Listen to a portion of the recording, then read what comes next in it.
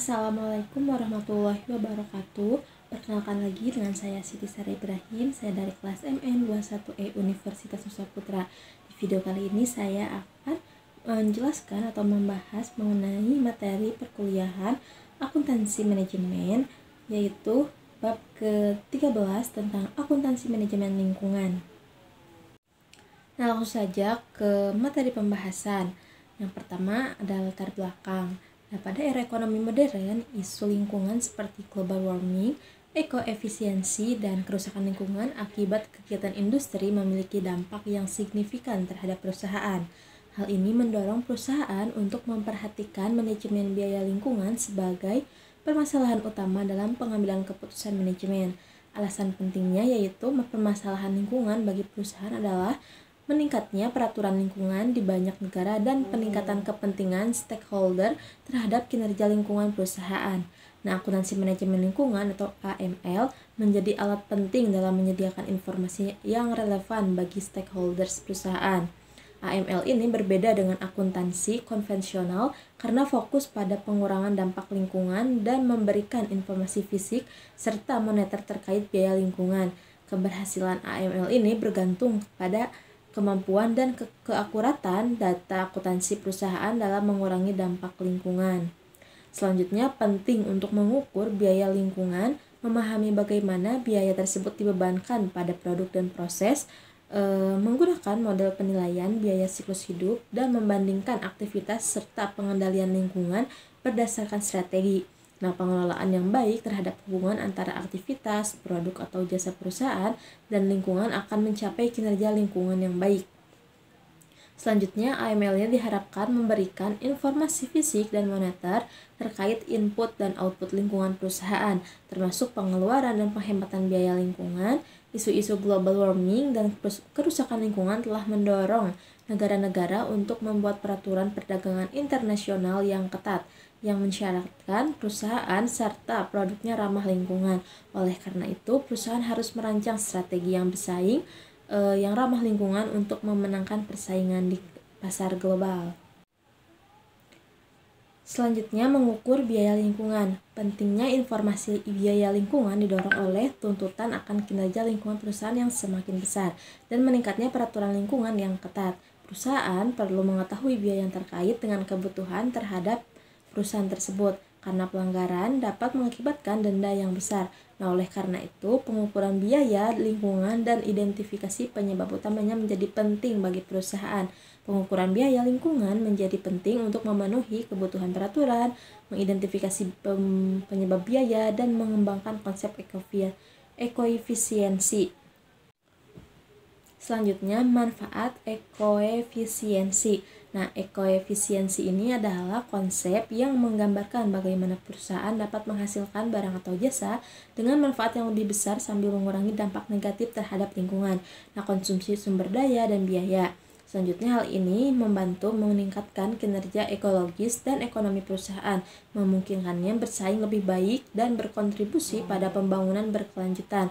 Untuk mencapai ekoefisiensi, perusahaan perlu mengembangkan produk baru dan meningkatkan proses produksi yang ada agar lebih efisien dalam menggunakan sumber daya.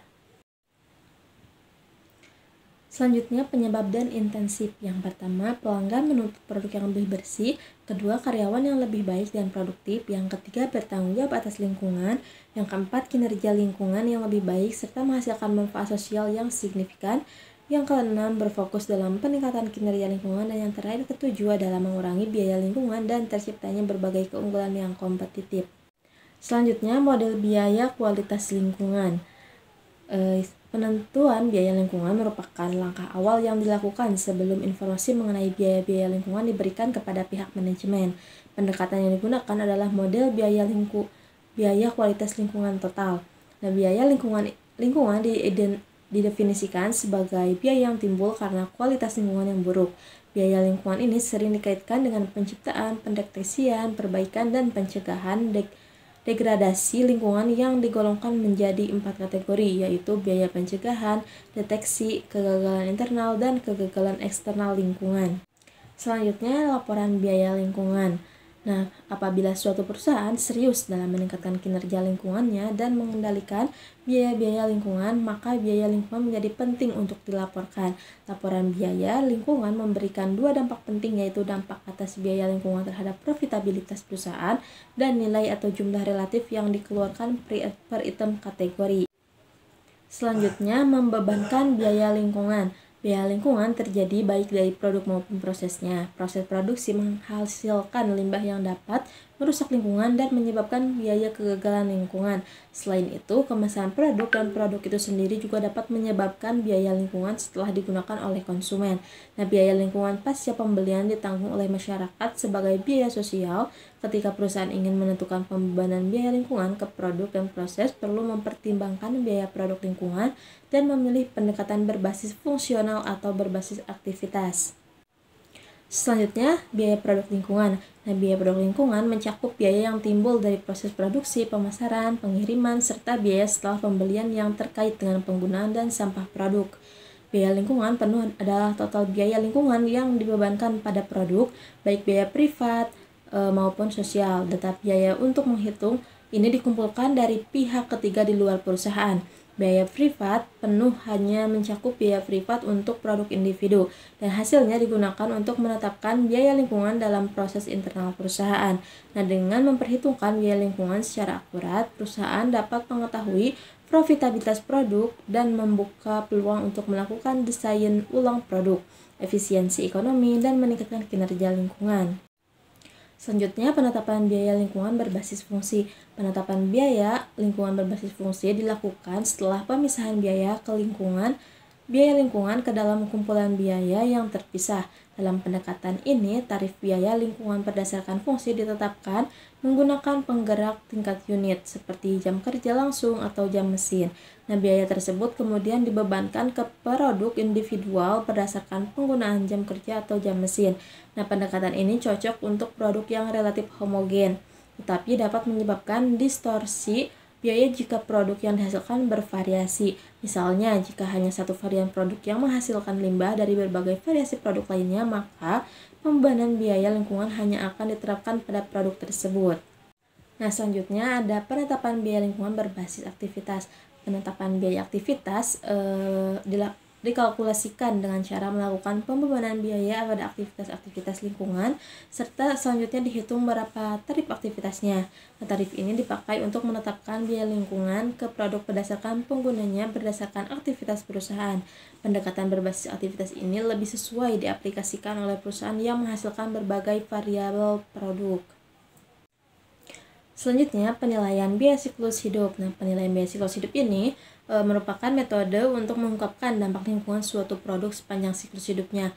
Hal ini mendorong perusahaan untuk meningkatkan penatagunaan produk atau produk stewardship dengan merancang, membuat, memelihara, serta daur ulang produk agar memiliki dampak lingkungan yang lebih kecil. Nah, penilaian siklus hidup ini penilaian siklus hidup mempertimbangkan biaya dan manfaat dari berbagai tahap siklus hidup produk, yaitu ekstraksi sumber daya, pembuatan produk, penggunaan produk, dan daur ulang atau pembuangan. Selanjutnya, terdapat 3 tahapan formal penilaian siklus hidup produk. Yang pertama, analisis persediaan, yang kedua, analisis dampak, dan yang ketiga, analisis perbaikan. Selanjutnya, akuntansi pertanggungjawaban lingkungan berbasis strategi. Nah, akuntansi pertanggungjawaban lingkungan berbasis strategi ini adalah kerangka kerja yang digunakan untuk meningkatkan kinerja lingkungan secara keseluruhan dalam sebuah perusahaan. Paradigma ekoefisiensi memungkinkan perspektif lingkungan menjadi penting dalam balance scorecard.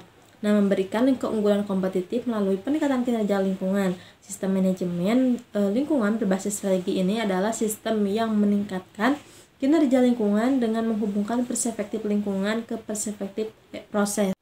Selanjutnya, dalam kerangka balance scorecard terdapat 5 tujuan utama perspektif lingkungan, yaitu mengurangi konsumsi bahan baku atau mentah, mengurangi bahan-bahan berbahaya, membatasi kebutuhan energi produksi dan penggunaan produk, mengurangi pembuangan residu atau sampah, dan mengoptimalkan daur ulang produk.